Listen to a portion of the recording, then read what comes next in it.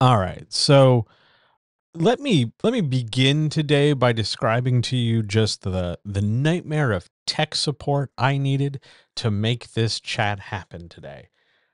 Every piece of software, anything I would use to stream needed to update. So I updated everything, thinking, "Oh, it's going to be great." But then I realized, for some stupid reason, that OBS, the thing I had been using for the last couple weeks, updated to a beta. And I thought, gosh, that's weird. I don't remember changing that setting by default. But whatever, it's a beta. It'll probably have a couple, issues, but it'll work because I don't really use all the bells and whistles from it. It'll be just fine. Except that the issue it had was anytime I wanted to change something, change the what would stream on screen, change an image, change literally anything, it would crash. That was pretty frustrating. I eventually got that sorted out, and then I thought to myself, you know what? I don't want to deal with it. Let's go backwards and, I'll just do a musicless version for with Ecamm, the other software I normally use. Well, it needed an update because I hadn't been using it for a while. So I updated it and it was loading and it hung up twice.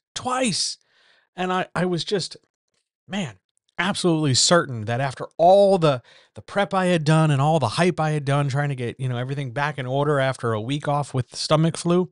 By the way, don't get the stomach flu. It's terrible. After a week off, just trying to get all my ducks in a row. Yeah, I'm so thankful to be here. So happy to be here. It was just a rough start, and I'm hoping that we can just do well now, uh, without technical issues. If this crashes, by the way, if for some reason this absolutely like kicks out, um, just know that I will end up recording this straight and then just posting it on YouTube, and it'll be fine. One way or the other, there will be a podcast version. One way or the other, there will be a thing on YouTube. But so far, so good. However, no music again because I just haven't quite solved whatever issue it is. It's not a cable issue. It's not a plug issue. It's just and it's certainly not a volume issue. I got the thing cranked all the way to max, and it's just I hear it on my end. I can't hear it over on that end. So yeah, we'll deal with that later. I'll mess around with that probably after chat. But for now, we should just get started, right? Shall we do an opening? Ladies and gentlemen, guys, gals, non binary pals, friends, writers, makers, lovers, anybody who can appreciate really nice photos, people who know how to make a bed, just any way you want to make a bed, people who know how to make a bed, people who look at a salad bar and don't immediately think about ranch dressing. Anybody who's out there today just trying your best. Anybody who's uh, having to do laundry when they don't want to. People who are lonely. People who are looking forward to the chocolate sales that will inevitably happen tomorrow and for the rest of the week. Please, by the way, save some for me. Anybody who's ever had to just sort of accept the way that things are, even though it sucks.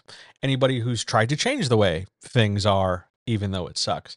People who wear masks. Anybody who's enjoyed a really nice shower in the last 7 days. And most importantly, the comrades. Hi, how are you? Sorry about last week. I had the flu. It was miserable. Don't do it. Cannot recommend. Just not a good time all the way around. But here we are today for the writers chat. Hi, if you don't know who I am, I'm John.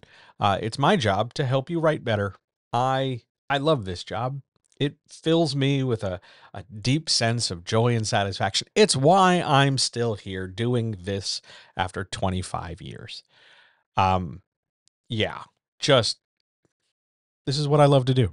And I want to help you answer questions. I want to help you figure out how to write your book, publish your book, edit your book, sell your book, market your book, do whatever. I want to help. And today I've got 13 questions from all different parts of social media about all different kinds of writing stuff and writing adjacent and publishing adjacent things. And I'm hoping that along with those questions and answers and the questions and answers from those people in chat, hello, chat, how are you? Hello, YouTube in the future. Um, along with those questions as well, I'll be able to give you guys some tools and ideas and just some general help to do whatever it is you want to do with words. Chat says hi. Right on, chat. Good to see you. Okay, shall we start? Here we go. Question number 1. How do I sort out the good writing advice from the bad writing advice? Well, first, I want to talk about how good and bad are so often framed, especially in social media. They're so often framed as like universal things. This is good, that is bad, and everybody's supposed to agree to it. That doesn't work that way. It's never going to work that way. It's going to be far more subjective because writing advice, we're not talking about like the basics of periods, end sentences, capital letters, start sentences in English, or that words go in a particular order depending on what language we're communicating in, or something like that. We're not arguing those points. And I think when you start getting divisive about writing advice, people default to that position. See, that's the universal part of writing advice. That's not writing advice, that's writing instruction. Writing advice is the stuff that comes along on top of writing instruction to help steer and frame and shape and develop your idea. So, what's good or bad for you is different than what's good or bad for me. Even though we might have the same problem, we might, both be encountering, I don't know, we might both get stuck at some point with our plot, let's say, and we both might pick up the same PDF, listen to the same podcast, ask the same question, do whatever, but we will take two different things away from it. Good and bad should be tailored to who you are and what you're writing. And the good advice is the advice that not only helps in some way, but is also clear enough for you to take action. And the bad advice isn't advice that is, universally ablative and terrible and everything. It's more a matter of it just doesn't apply and it doesn't really help me do what I want to do. So, following that, is it actionable? Can I use this? Or maybe even, can I use this is too much? We want to move towards, do I want to use this? Because there might be something helpful and something useful to you in what somebody says, but it's still a choice and a decision you can make in order to do it in the first place. But this comes down to what you want to do, what you're trying to do. It's not that your idea is wrong. Oh, I want to have a flashback. I want to have this kind of complicated relationship thing. I want to have this. This is the moment where I want the dragon to attack or something. That's not the problem. Usually, the problem is, this is what I want to have happen. I can't seem to get it across on the page, and the disconnect isn't always clear. Sometimes it's a matter of, well, you're framing it. You've got to move the camera this way, write this paragraph first, set it up this way, and then describe what you want. You can't just race right to it. And other times it's, oh, well, you're doing it too early. Your plot is on page 5 and you've got, 100,000 more words to write, but you're already going into the plot. Everybody's going to have a different experience with writing advice. Everybody's going to take and leave behind different things. And that's the whole point. Do this for yourself and do this for your work. And if you're somebody out there who's written multiple separate things or planning on writing multiple separate things, even understand that the advice that worked for one book might not be helpful for book 2 or book 5 or the next thing or the sequels or, this whole other series you're going to do or whatever your plans might be. Take the advice, take whatever tool is going to help now for where you're at. Use it for as long as it is actionable to you, as long as it is a functional, useful tool. And when it's not, discard it, pick up a new tool, keep going. That's how you sort out the good and bad advice. I hope that helps. On we go. Question number 2, how do I calibrate how much information to give the reader in a mystery so that it's not too much or too little? In a mystery, your primary thing, the engine that drives your story, is called a clue economy. Sometimes it's also called a mystery economy, but it's the same thing with a different label. And the clue/mystery economy is built on the idea that the mystery is the biggest issue in the story. It's the most important thing. It's the thing we absolutely positively have to deal with. So anything we can do, any information we gain, any action we take should help us solve the mystery. But that action or that discovery or that clue or that event should also bring for us some kind of consequence. There should be not necessarily a penalty, but some kind of response. Maybe it's a response from the antagonist. Maybe it's a response from the environment. Maybe we're just gaining information. Hooray! But there's always some kind of response to make. And the economy works like this. Character decides, usually this is the detective, but it doesn't have to be. Character makes a decision that they're going to move forward and proceed in the story. So they begin to investigate. They decide to take an action to investigate whatever it is, to move forward in the mystery. They're going to go look for clues. They're going to go ask around people. They're going to, read the report. They're going to go check out the scene. They're going to do mystery stuff. In the course of that mystery stuff, they're going to find something. Even if that something is nothing, nothing counts as something. A zero still fills in the blank. They don't find anything. It's a dead end, but they at least now know it's a dead end. So they've gained some kind of knowledge. They've gained something, whether it's a physical object or just knowledge or at least a lead going forward. And then once they've gained that information, even if they don't fully understand it yet, if we only see part of the thing, like we only see a piece of a torn shirt, we don't see the whole shirt. And over time, we will discover later that the whole shirt is in somebody's closet. Even if the piece doesn't have a context right now, they've at least gained something. And now that they've gained something, here comes some kind of consequence. Now, the consequence doesn't have to be related to the thing. It's not like, oh, well, I found part of this torn t-shirt, so I need to have a t-shirt related response. It's not, it can be anything. It just needs to have some kind of consequence. And generally, the deeper you get into the story, even if the clue is small or big, the deeper you go, the greater the consequence, because that's going to give the impression that the stakes, even though they're not changing because the stakes are just, we have to solve the mystery. It gives the impression, though, that the stakes are becoming more urgent and there's a greater sense of a ticking clock or a sense of, we better hurry up and do this because it's getting more and more dangerous for us. Even if the clues don't change in size and shape over time, like little clue, little clue, little clue, little clue, just because it's not a big clue, but it's fourth in line or fifth in line, throw a big giant consequence in there, make everything feel more, oh my God, what are we going to do? And then move the story forward that way. It's not like you need to have big clues, so therefore we have big consequences. You can, that's fine. But you've got to understand that you're not matching consequence to clue size. You are just taking the mystery, breaking it into pieces. And those pieces don't have to be the same size either. It's not like we get a clue every 3 chapters. That's great for kids' books, not necessarily great for adult books, but it can be any size. And it's about how you divide the amount of information, each clue, each thing that moves us forward. I'm calling them clues, but that doesn't necessarily mean like, look, fingerprints, look, footprints. It could also just be knowledge. But each thing we gain, each thing that helps us solve the mystery of any size moves us forward.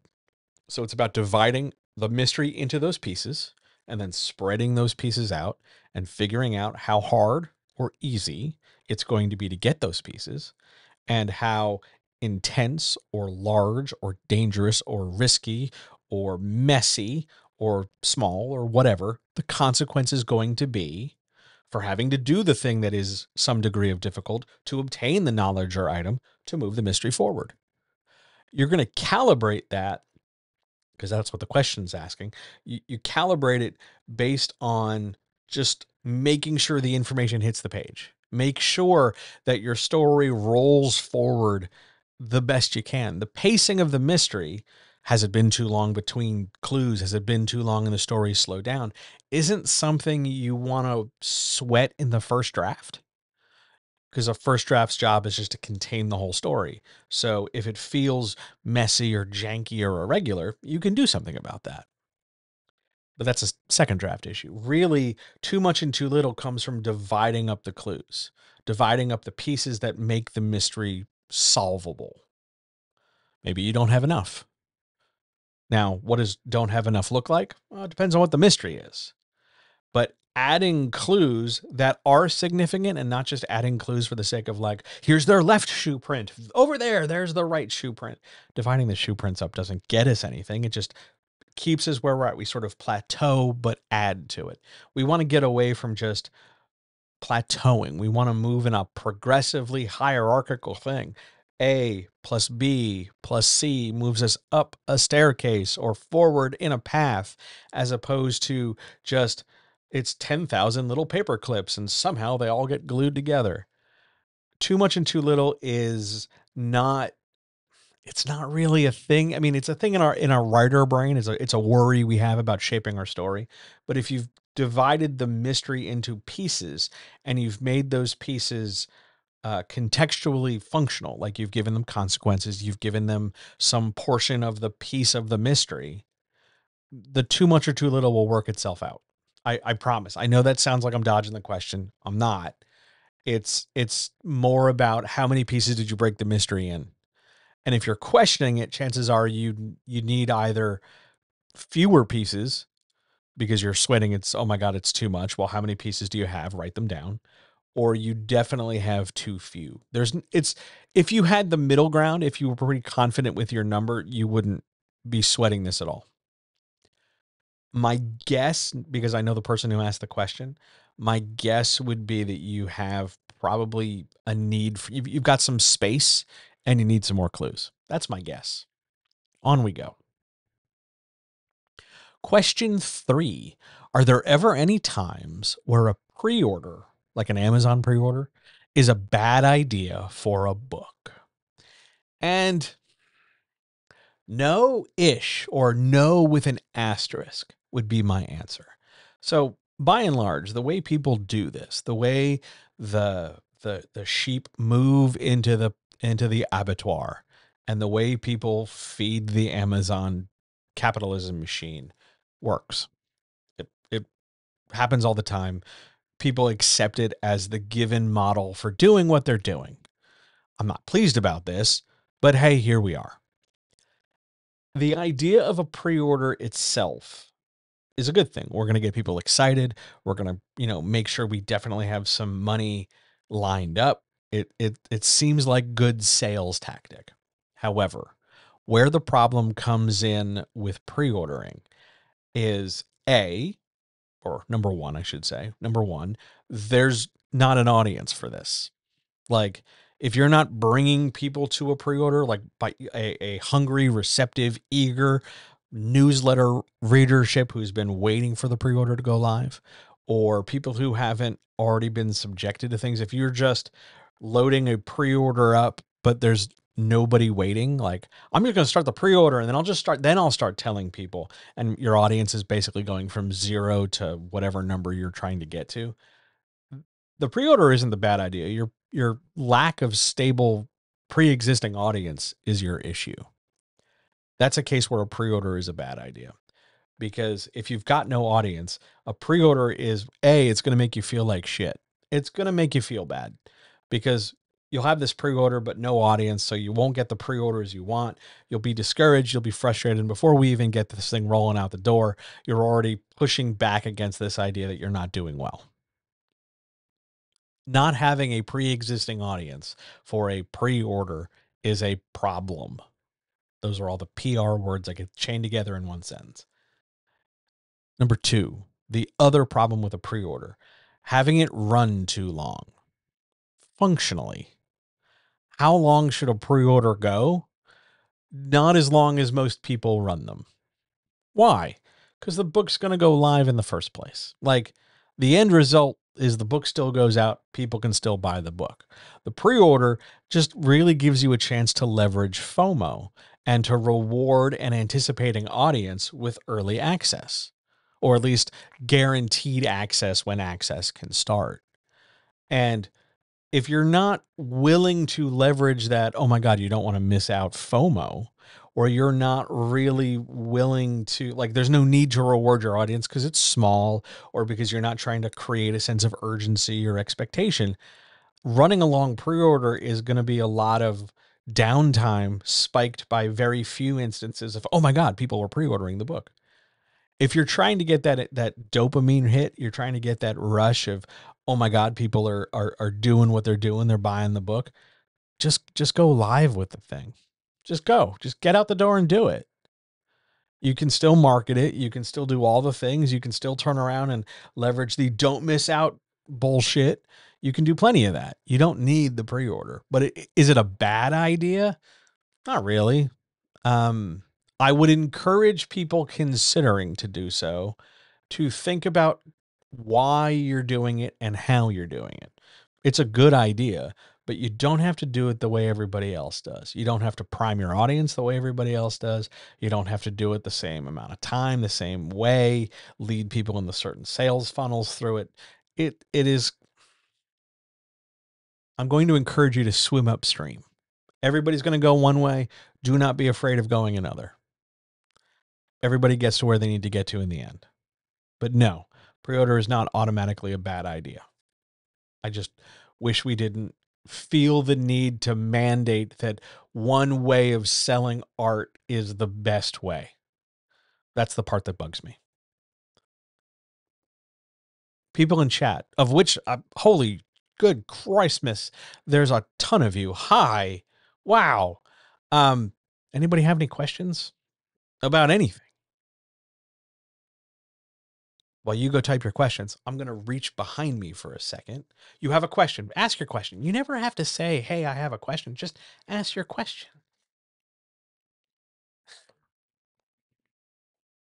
Hang on, I'm getting water. I'm coming, hang on. Okay, okay. Ugh, I'm back. I had to get a bottle of water. The question in chat is, what makes a YA a YA? Why is young adult young adult? Okay, young adult is, there's a lot of horse shit around what makes YA YA. It's not a loaded question. I know you're not like looking for a trick or anything. Young adult is a reader. That's somebody between generally the ages of 13 and up to 17, maybe 18. The end point there gets a little flexible because you can go 13 to 20, you can go 13 to 18. Really, it's does the definition differ between trad and self-pub? No, the definition does not differ based on how you want to publish your book. That's a great follow-up question. But mostly, young adult refers to how old the reader should be. 13 to 20 is a safe range for that. They are young adults. Well, the older side of that scale is young adults. Everybody else is a teenager. But the problem with that is the number one reader of YA fiction are adult women because they have disposable income to buy YA fiction. A lot of writing advice and a lot of writing advice adjacent grift is built around the idea that YA should contain a YA protagonist. Your reader is 13 to 20, so your main character must be 13 to 20. Your character can be any age. Any age. Your character could be 25. Your character could be 50. Your character could be 30. Loads of books from ages past are YA or can be read as YA relative to the context they wrote them in. Stuff like James Fenimore Cooper is YA. Robert Louis Stevenson is YA. They involve adult stories. There are adults in them, but you could give those to a kid. But young adult is framed around the idea that your reader, garden path sentence. Yes, we will get to garden path sentences. So I want to come back to YA though. The idea is that you are writing in YA, you are writing a story to appeal to a reader between the ages of, let's say, 13 and 20. And you are creating situations in your plot and in your theme and in your structure and in your character development that are relevant to the life you would expect someone 13 to 20 to have. So it's situations they would face. We would not take a 14-year-old and make them a CEO without or make them a trial court lawyer unless we were doing something like hyperbolic in a cutesy Disney kind of way. But more like, you want to look at the life of the age of the YA reader and go, what situations do they grapple with? Those are the kind of things I want my book to address. That's what makes YA YA. It's the themes, it's the content, it's the potential and space that reader would explore in themselves.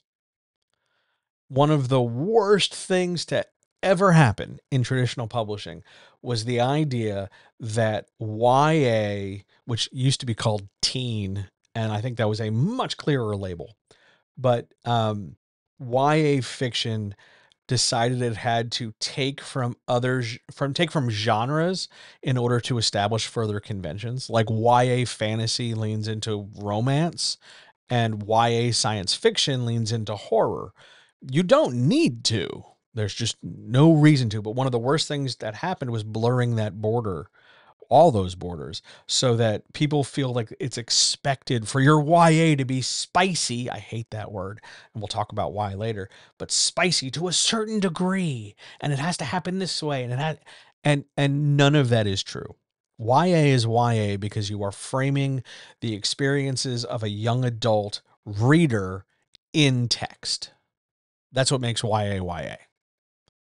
It does not change if you're traditionally publishing or self-publishing.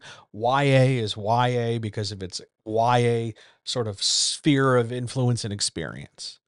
The problem from a sales perspective and a traditional publishing perspective is that the number one reader of YA is very clearly not YA.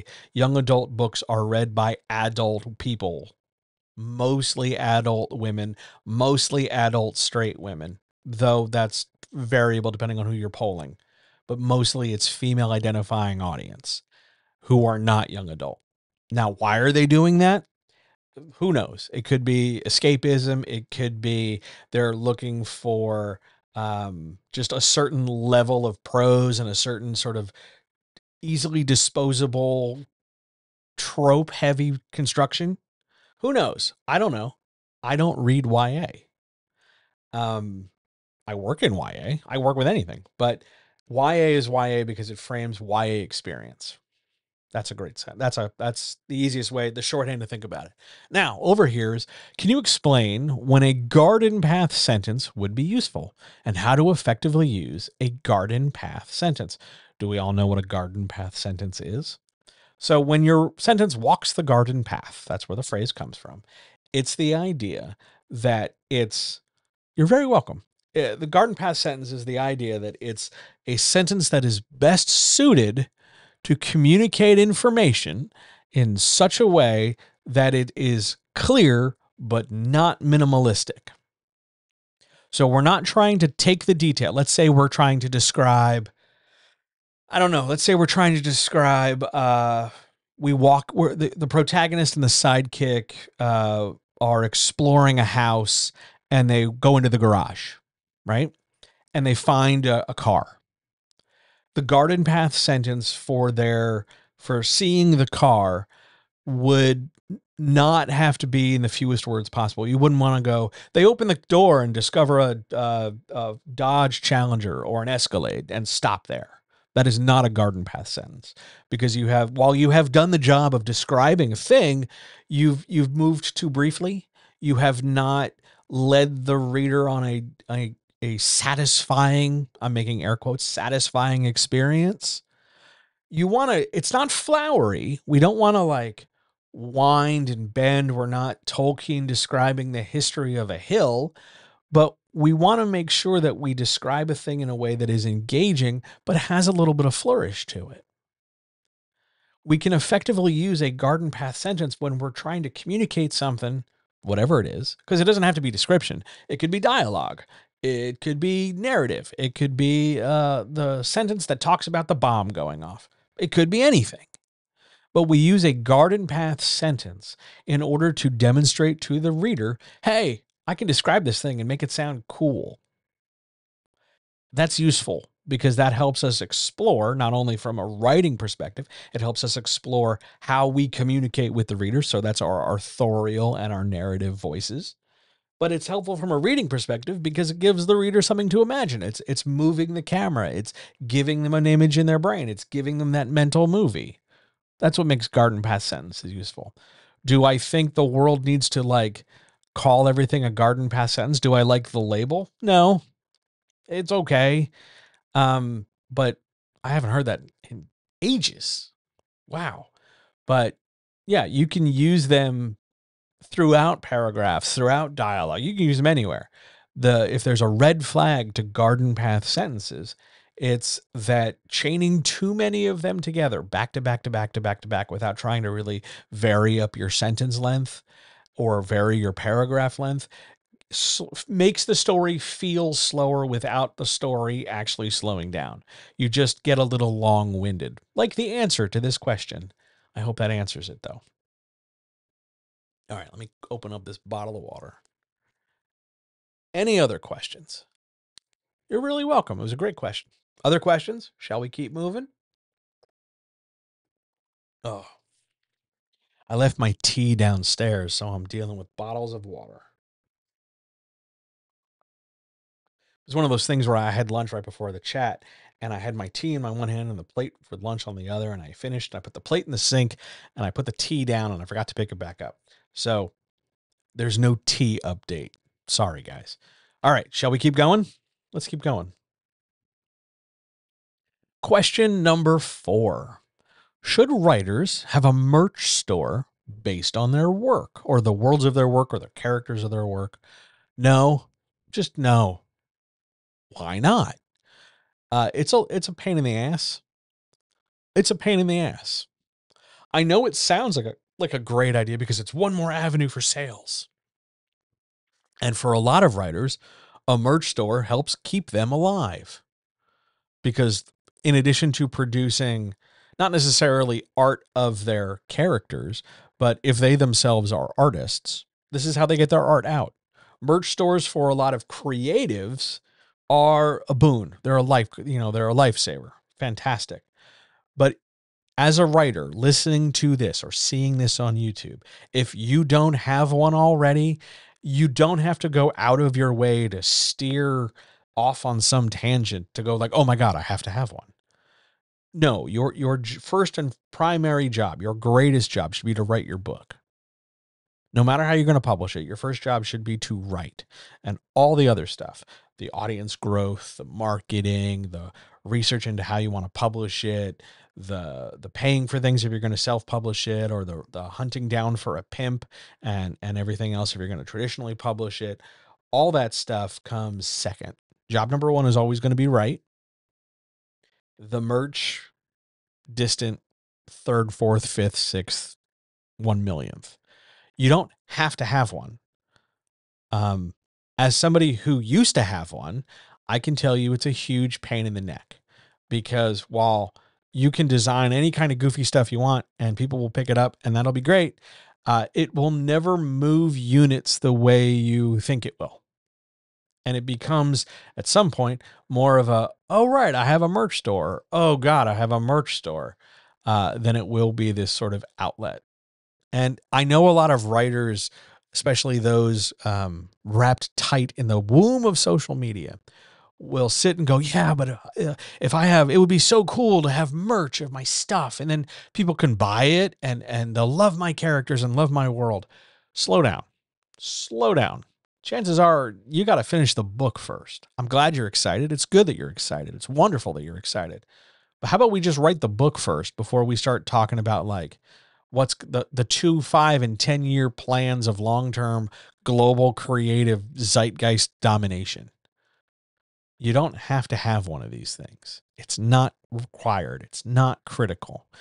And if you are going to go traditionally publish this, The merch store might work against you because your pimp and publisher might turn to you and go, you're doing that and we're not profiting from it. We don't like it. Stop doing it.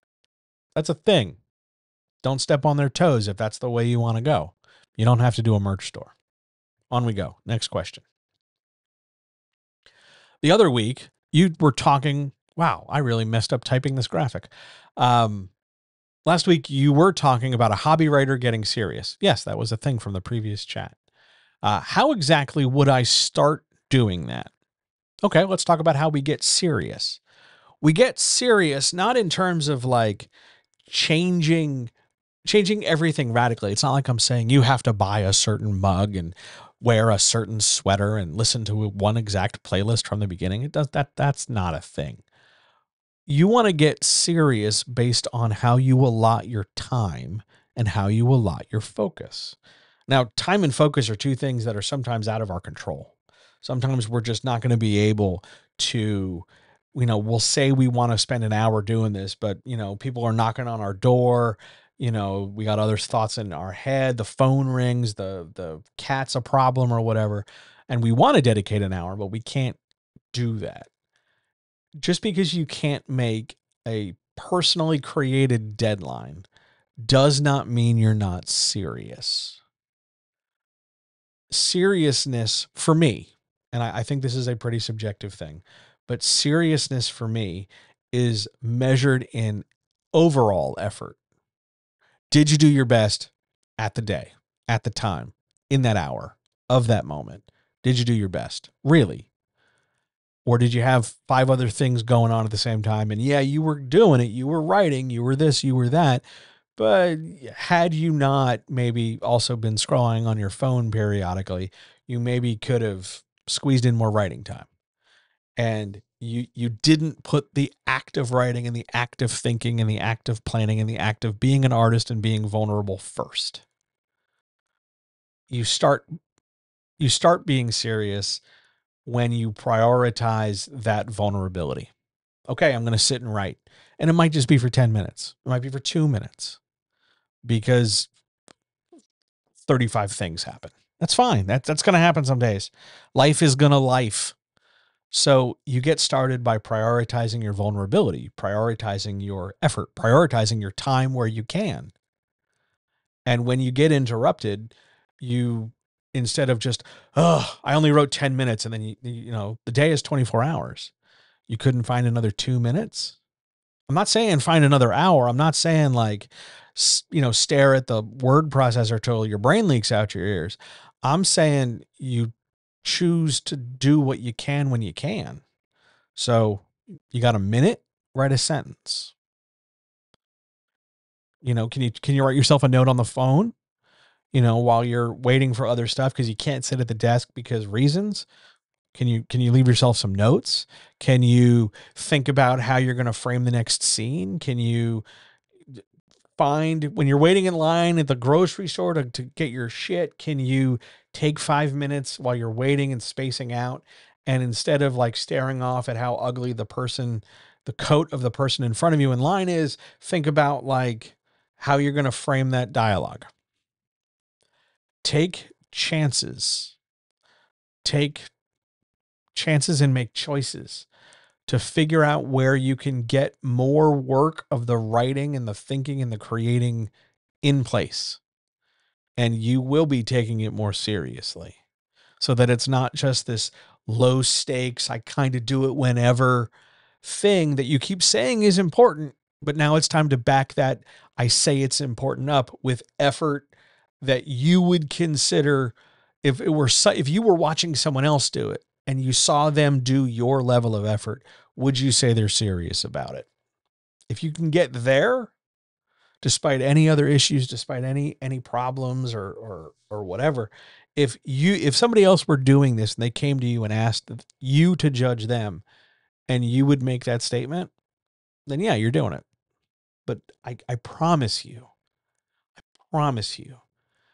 if you're really committed to getting more serious about it, you make the writing and not just the typing, but the planning, the outlining, not just the quiet passive thinking, but the act of creating and the act of organizing those creations.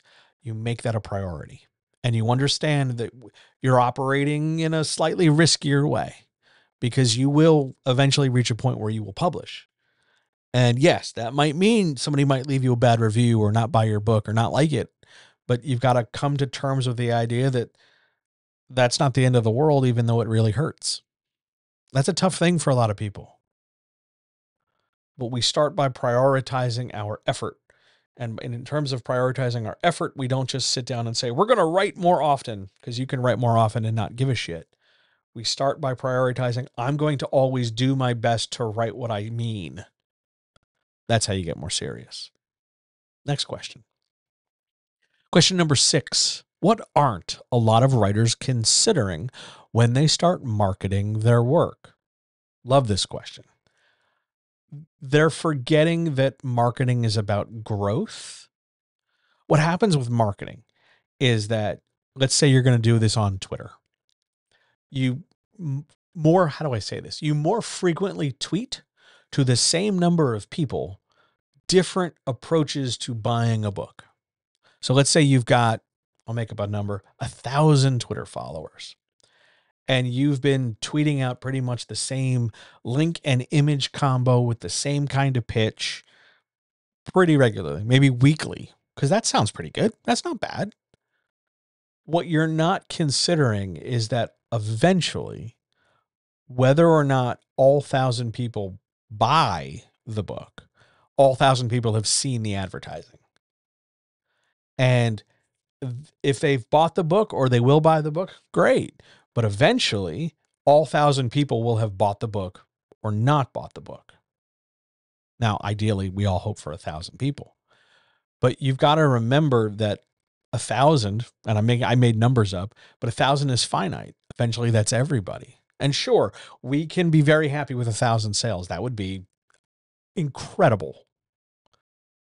But if we're really looking to market, if we're really looking to get the word out, if we're really looking to produce our stuff, we need to be growing the number of people who see us and our work. Not just see the posts where we sell the book, because that's sort of the other shortcut people take. I just need more people to see my sales pitch.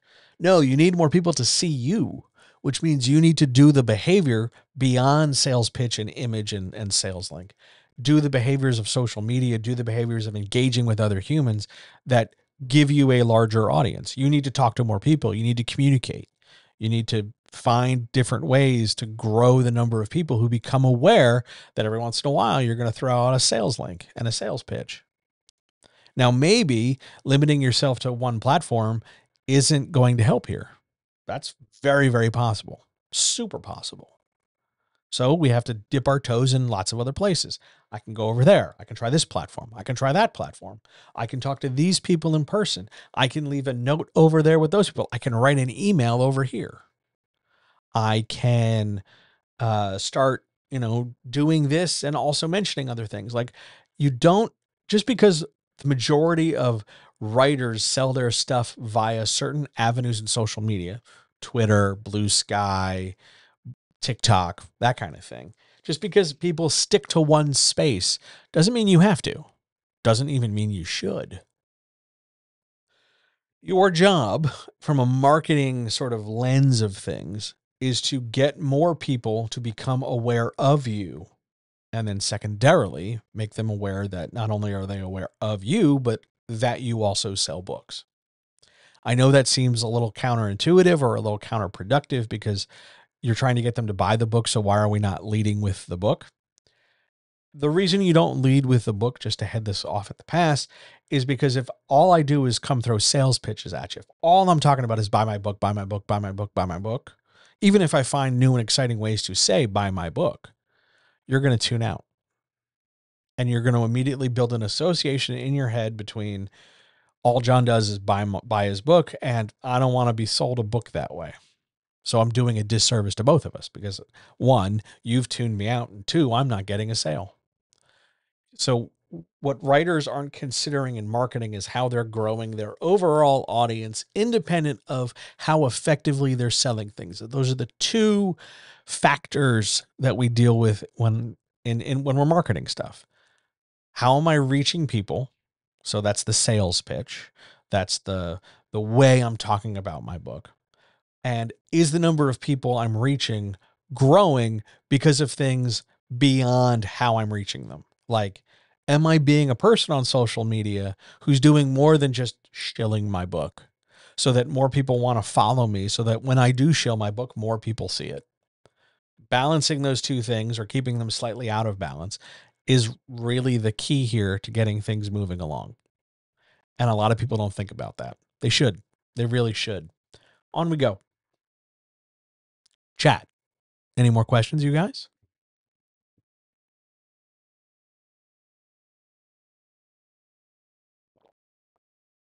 Mm.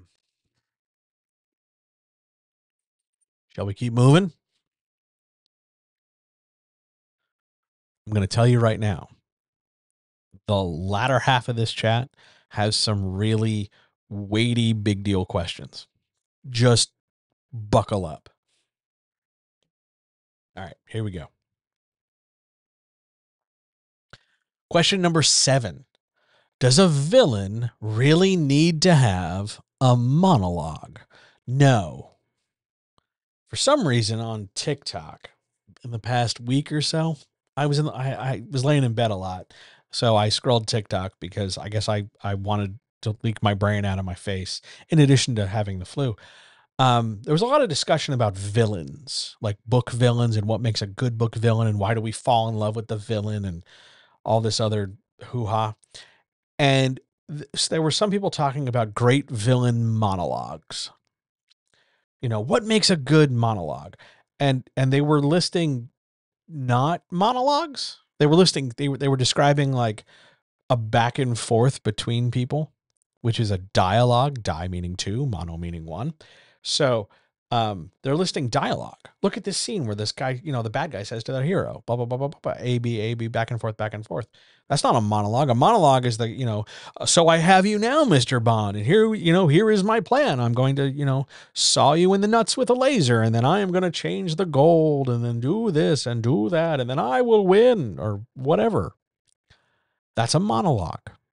9 times out of 10, the monologue exists as a very trope heavy, a very everybody's beaten this horse so dead it's already in the ground kind of approach to, hey, you want to get the plot? Here's the plot. Did you miss anything? Here, now I'm going to say it. You don't have to do that. If we were to think about real life for a minute, let's step away from books. If we were to think about real life and we found villains out in the world, capitalists or the police or politicians or boomers in general, or people we just generally would consider villains in our lives, whoever they might be. Picture a villain in your head right now. Go ahead. Whomever they are.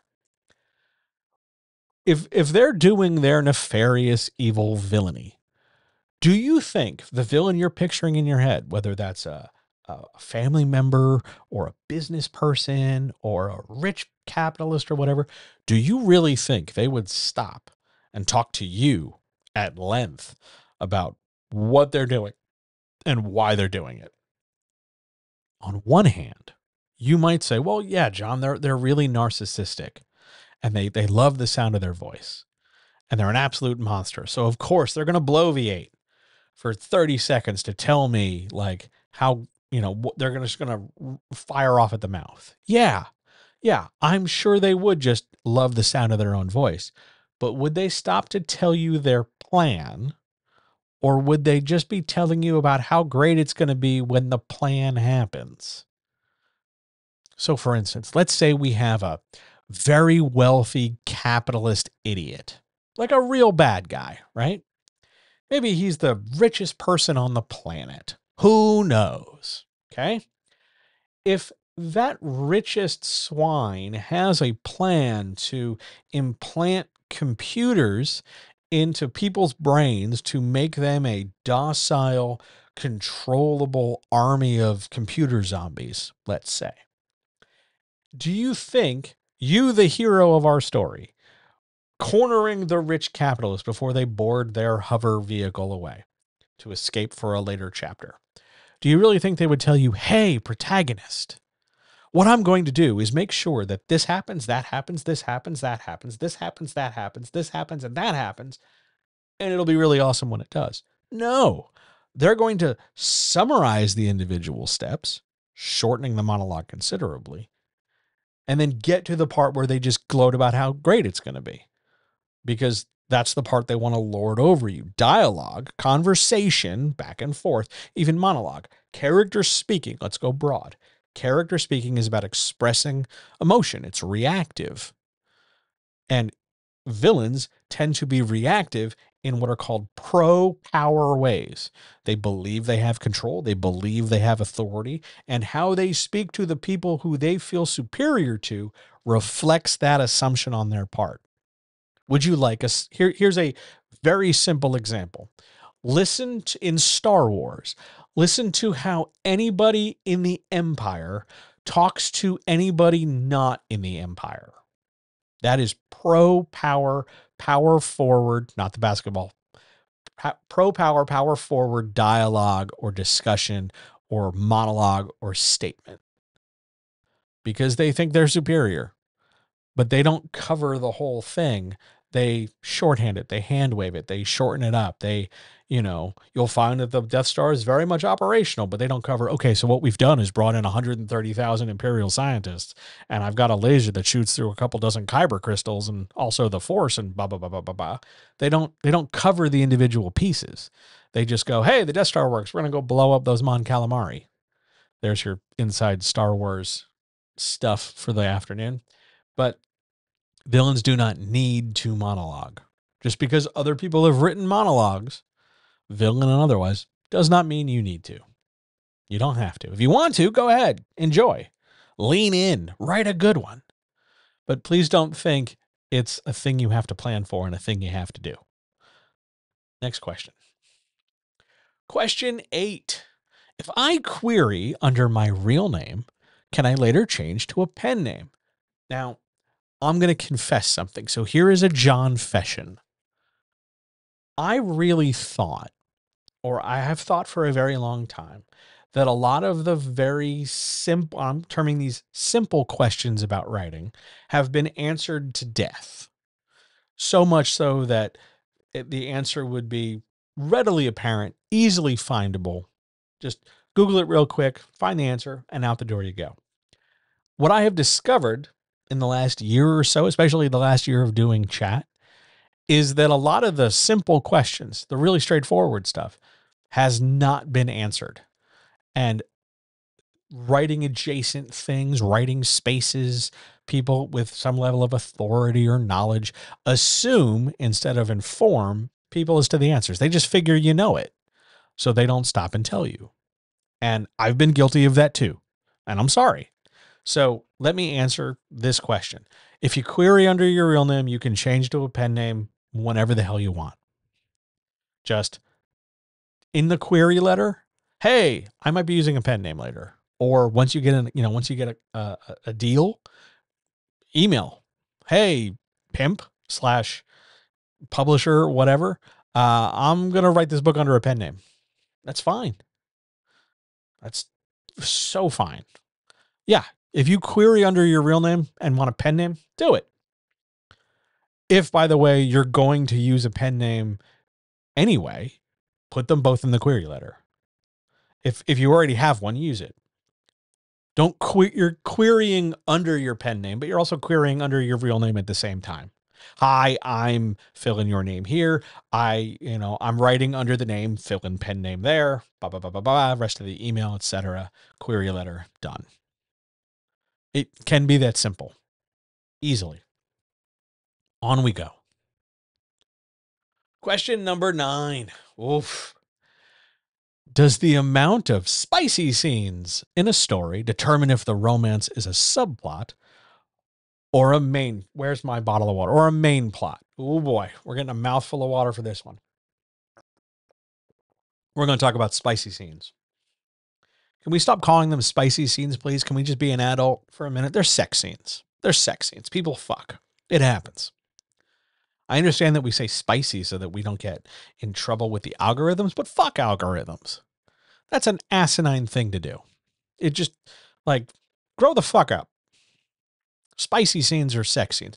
Does the number of sex scenes determine if the romance is a subplot or a main plot? No, because not all romance plots of any size have sex in them. There are romance novels without sex, or there are romance novels with implied sex where, you know, character A leads character B to the bedroom and then we open the next chapter the next morning and the sex is implied.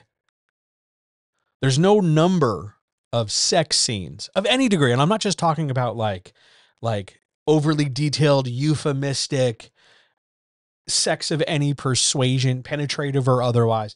Not talking about that. This could be something as simple as like the spicy scene or the sex scene that is intimacy, right?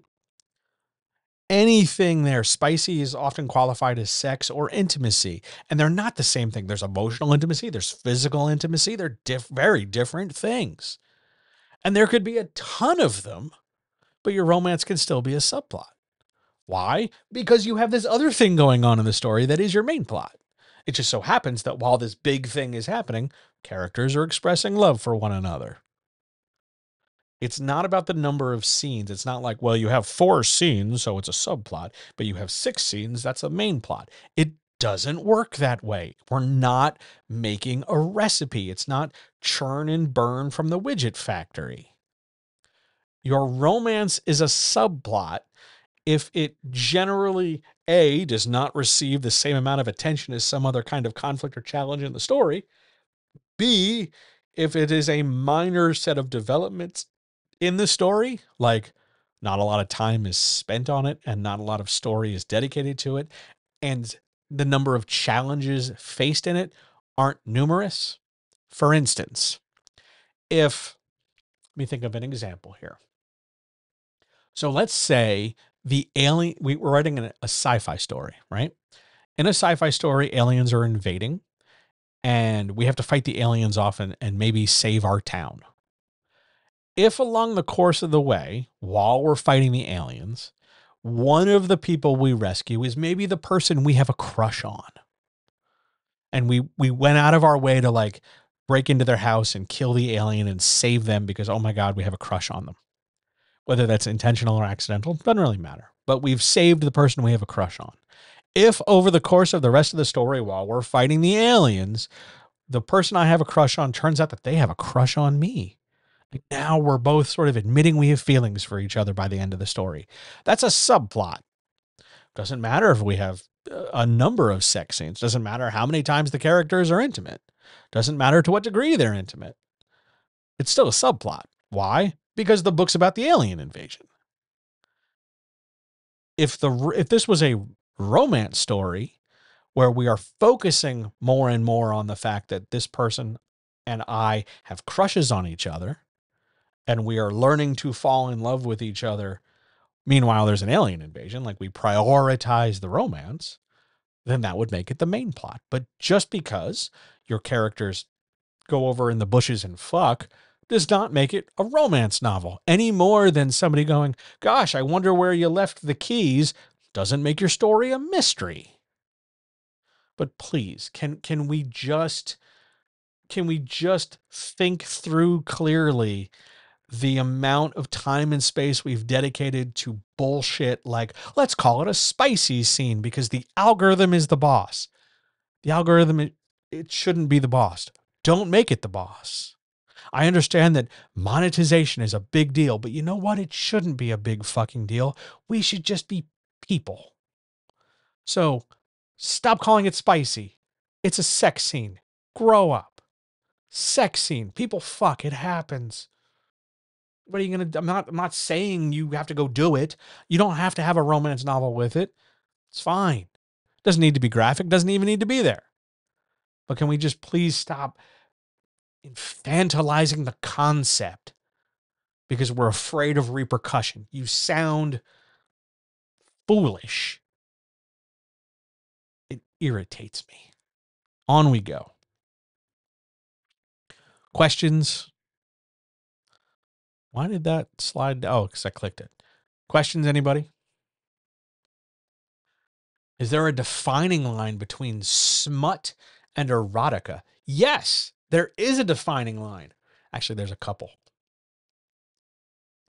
So one of them is there's a couple things. First, let's talk about the technical line. All right. The technical line, and of course, technically is the best kind of correct. So this is important. The technical line between smut and erotica is the level of explicit graphicness. You know, calling a body part its particular given name and describing it accurately.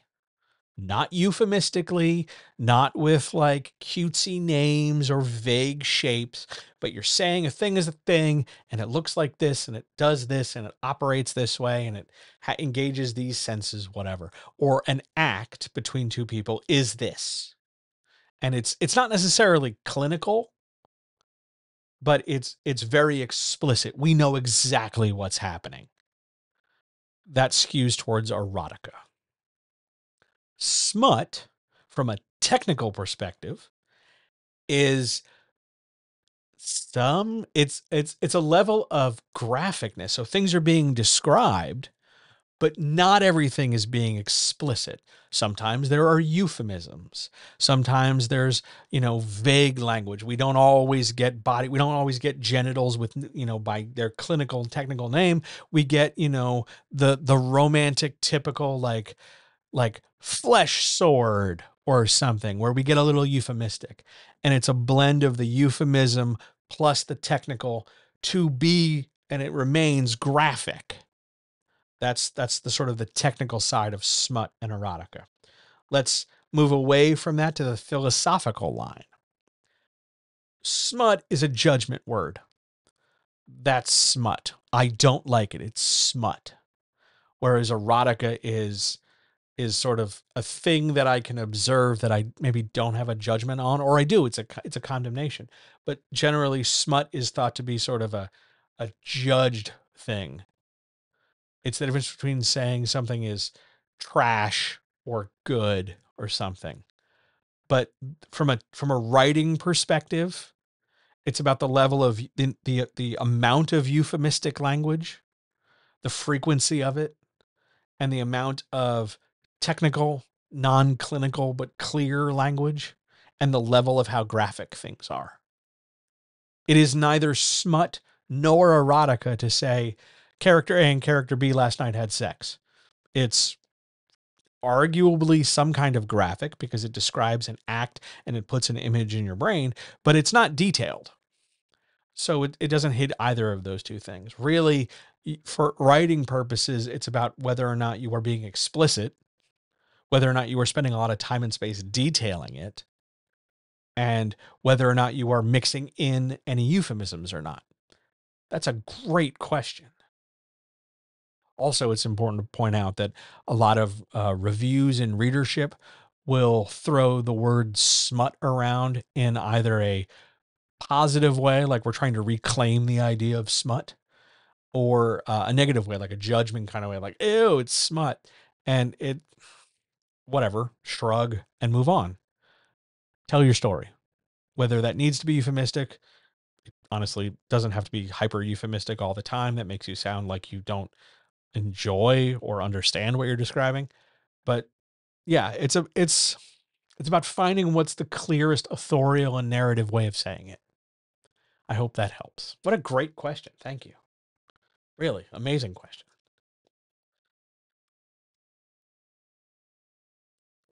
On we go. Question 10. Oh, I'm always happy to help. Question 10. Um, should the trigger warning come at the start of a chapter or the start of the scene? Now, I want to point this out because there was this thing I saw this morning when I went back to the gym. I was waiting to get on the rowing machine, and I was scrolling my phone real quick, and I saw that there was a particular agency, pimps, an agency who were talking about how, oh, isn't it cute people want to use trigger warnings? That's a really bad look. Like that's just fucking stupid. Trigger warnings are good. Informing people as to what's happening is great. You want to make sure people can make informed decisions about whether or not they want to engage with particular content. Now, here's the thing.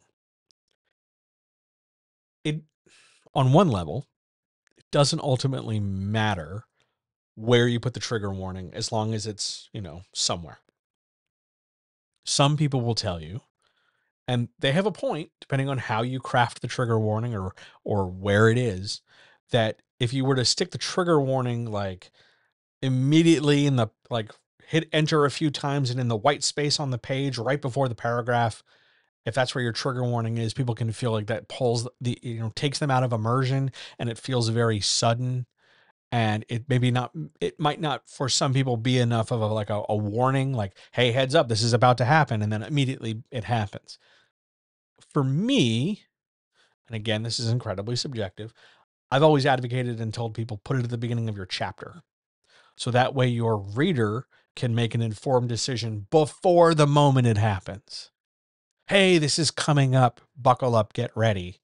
I think does a better job of helping people than in the next sentence, you're about to see some real painful shit. Be careful. Because you want to give the reader a chance to, to know out of it, being like, nope, I'm done. And then skip ahead and move forward. The trigger warning, by the way, should also just not be warning, TW colon, blah, blah, blah, blah, XYZ, whatever the problem is.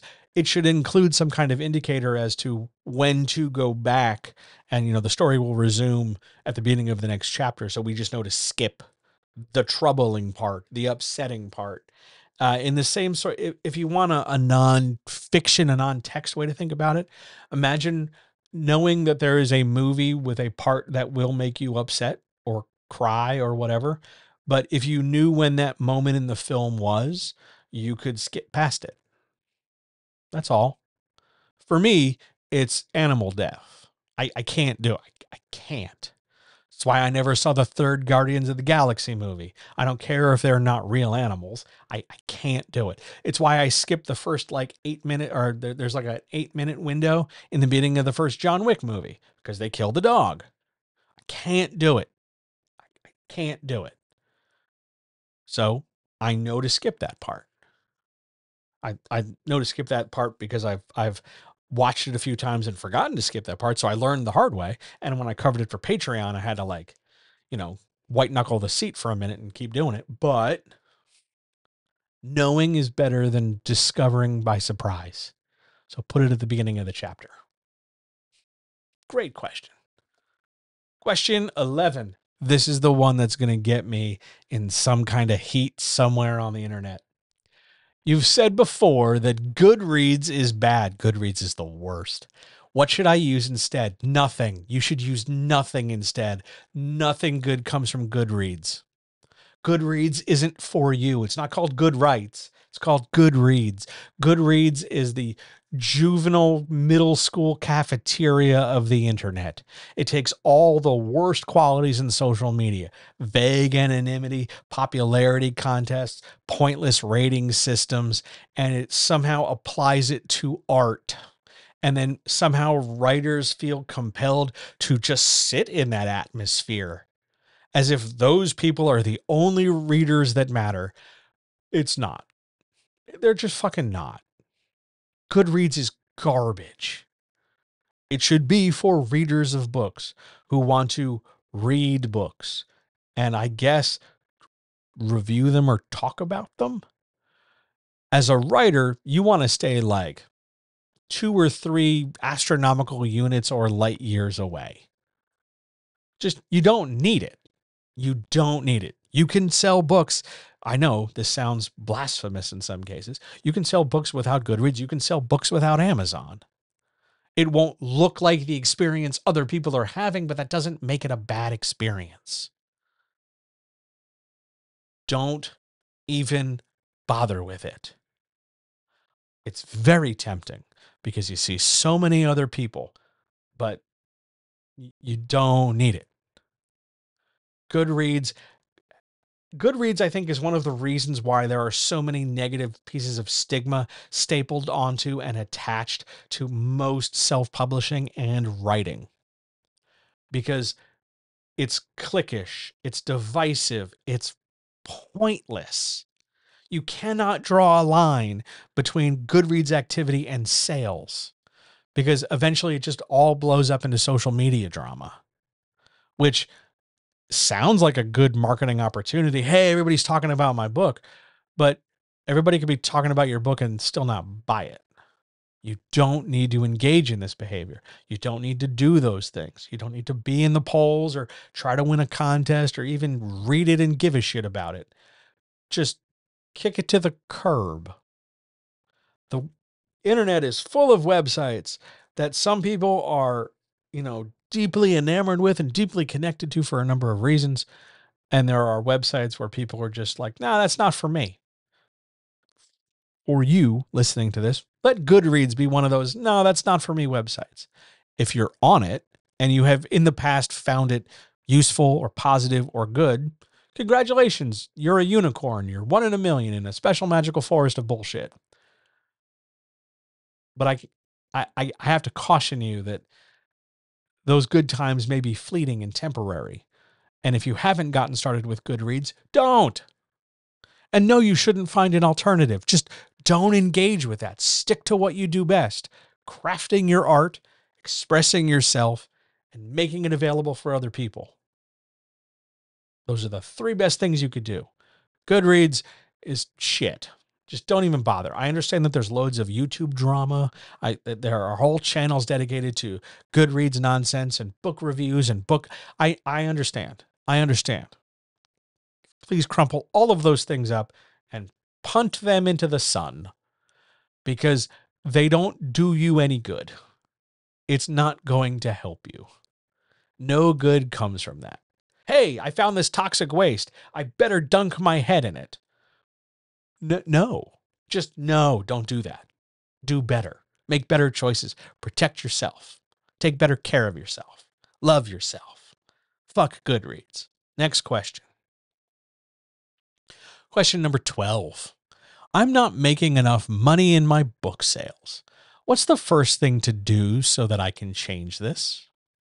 What a great question. First thing you want to do is you want to get some numbers. You want to get really clear on your numbers. I have this many followers. I'm on this many social media platforms. Here are my followers for each platform. I am doing this many things to reach or grow those numbers. So I have this many Twitter followers, this many followers on this, that, or the other. I have this many people signed up to my newsletter, whatever it might be, whatever you have, get the numbers. Then take a look over a period of time, 2 weeks, 3 weeks, a month, some period of time you're comfortable looking at. That's more than like 2 days. Take a look and go, okay, in this span, how many times have I told people that my book is available for sale? Not the reason, not like I didn't tell them because I didn't want them to think I didn't want to sell them too much. I didn't want to brag. I would feel bad telling everybody. Like whatever the reason is, we're going to put that to the side for a minute. I just want a count. How many times did you tell people that your book was available? Write that down too. Now, we have some choices because now we're going to start taking a look at why the number is the size the number is for all these numbers. Why is the number of your newsletter subscribers the number it is? Why is the number of listeners to your podcast the way that it is? Why is the number of this the way that it is? You might not like those answers. And on some level, I should tell you that you should not like those answers. But sometimes those answers are going to be uncomfortable because they will make you look at how you are doing what you are doing. And the braver you can be, the more courageous you can be, and the more honest you can be, the better this is going to overall help and the better this is going to overall work. Because we've got to change the way you interact with those numbers so that some numbers grow. Actually, you want all those numbers to grow. So that means you need to change the way you communicate with your audience. I don't mean like drop one. I mean, it might not come down to drop one social media platform because it's got nothing on it. But instead of barely talking to them about your book or talking to them about your book in a certain way, I always talk to them on Tuesday when I need to get paid on Wednesday. Whatever the situation is, change the way you talk to them. Maybe that's frequency. Maybe that's level of depth. Maybe that's level of detail. Maybe that's tone. The one thing I haven't immediately moved to is the pitch, because the pitch is a thing that needs to change, but the pitch should not be the first thing you change. Your attitude in relationship to the metrics is the first thing you want to change. And usually the first step in that is just becoming aware of the numbers. I understand that it's not enough, but there's a difference between going from 0 to 10 and 10 to 20 or 20 to 30. You approach those things in different ways. Get the numbers, figure out a little bit about why the numbers are the way the numbers are, and then figure out what you can change in how you relate to those numbers so that you can grow those numbers. Maybe you need to just post more in addition to sales posts. Just use it more, reply more, not just use it to say the same 5 things over and over again. Mix it up, try, take a risk. And that can be scary. Absolutely, it can be scary. But you're in a position where that's got to happen in order for you to change the result you want. You're not getting enough money because not enough people are buying your book. So there's something about the process of selling your book that isn't working for you. Step 1, get information. Step 2, change relationship to information. Step 3, change behavior. That's a broad summary. And if you want more detail, I'd be happy to talk to you about it anytime. Head over to johnhelpsyouwritebetter.com and you can book a free appointment where I will talk your ear off about all these things in question 12. Shall we move on to question 13? Shall we wrap this thing up today? Question 13. I want my family, that's one spouse plus some number of kids. They didn't say how many kids. Some spouse plus kids to take my writing seriously. How do I help them do that? I like this question mainly because of how you phrased the second half. How do I help them take it seriously? Not how do I make them? Not how do I force them? Not to how do I threaten, bully, or whatever them? How do I encourage? How do I help? That's a great way of framing this. We want to do that. Yay, good question. Here's how. You're going to, on one hand, have to set some boundaries. I know that's a really messy word for a lot of people, but boundaries are our friends in this case. So one of the things you can do, because writing isn't just, hey, I made this book, I made this thing. The writing is the act of writing as well. So step number 1, we're going to make some boundaries about when you're writing. Is the door closed? If it is, can they interact with you at all? Do they have to knock first? Or when they see the door closed, leave you alone for a certain amount of time? Or, is it a certain day of the week or a certain time? And that, maybe you have older kids who don't have to who aren't in need of constant help or play or engagement. You've got, I don't know, teenagers, and you can trust them to leave you the fuck alone. Then you just make clear that here are some operating rules for when I am doing this and you want to inform them that you're doing this seriously. You will model on some level that behavior and it will make a difference and ripple outward. If you tell them you're trying to do this, not make a big dramatic show of I'm going to publish 1,000 books, we motherfuckers.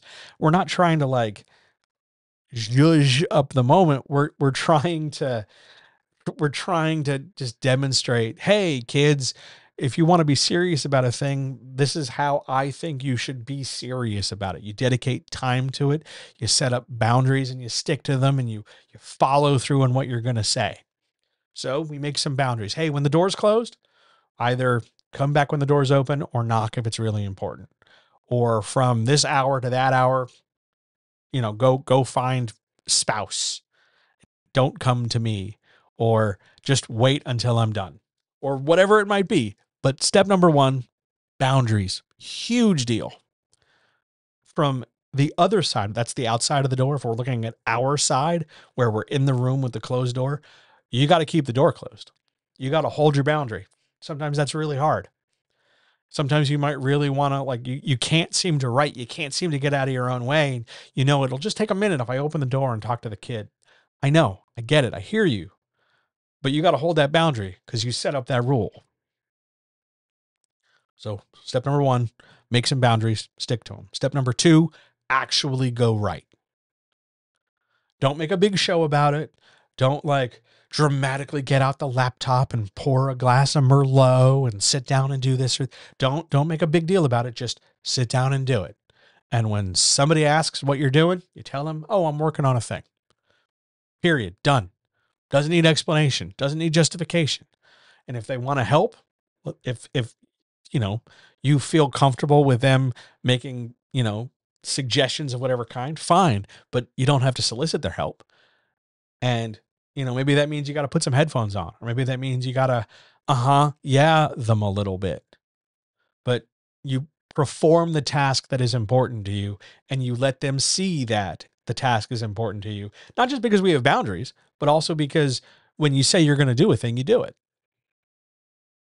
Third thing you're going to do when you have to, when you're doing what you're doing and you have to stop for whatever reason, you get, you run out of energy, or you get frustrated, or constant, a million other things are on your mind. Cop to it. Absolutely own it. I really wanted to write today, but because of this, that, and the other thing that happened, like I'm upset. I want to do better, but I'm not feeling it. And rather than force it and do, a lackluster job that I'm just going to have to deal with later, I'm taking a minute to get my shit right. Maybe don't say it like that. I would say it like that. You have ways you would say it. But the point is, you want to also, the other side of that boundary is a level of communication and openness that expresses to these people, hey, this is how things are. Whether or not they're going to cheer you on or hold you accountable or whatever is on them. You can't force that. But if you're open and transparent and you're demonstrating this behavior, they'll get the message. I promise. I know it sounds a little fanciful and a little bit far out, but I promise this works. You just have to stick some boundaries and model some behavior and be communicative. That helps. I hope it helps. Any other questions before we get out of here for the day?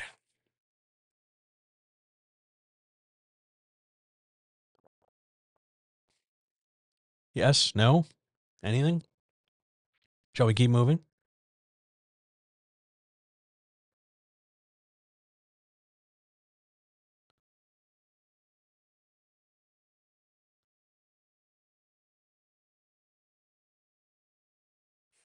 All right, let's get out of here. I want to thank each and every single one of you for checking this out. I really appreciate it. Remember, you can get me in your ears every day, or almost every day, at least Monday to Thursday, as a podcast. Wherever you get your podcasts, go search for John Helps You Write Better. If you want help writing, if you're stuck, if you need an editor, if you need somebody to help you brainstorm, if you need somebody to help answer your questions, if you have more questions than a chat can contain and you need some like individual, like help me do a thing, head over to John Helps You Write Better, book an appointment. I would be happy to answer your questions, give you some motivation, give you some answers, do whatever I needed to do, bend over backwards to help. And if you liked this, you liked anything I've made, and you want to support it and have more things happen, number one, you're watching this on YouTube, you can like and subscribe. That would mean the world to me. But also you can head over to Patreon, patreon.com/John Helps You Write Better. And for $2 a month, you can support everything I do, while also every week getting more writing advice for free in your email. This week, yesterday, or Monday, I guess it was, because today's Wednesday. Monday, everybody got a narrative walkthrough of the first Final Destination movie. And later this week, Friday, they're going to get Final Destination 2 and the first episode of Luke Cage. Tons of stuff all the time coming out through Patreon. $2 a month. Give it a shot. Thanks everybody for being here. It really means so much. I love this, and it's good to be back. The next time I'm in your eyes and in your ears, I'm looking at my calendar. I really wanted to be in a position where I could have a workshop tomorrow, but it's just not ready.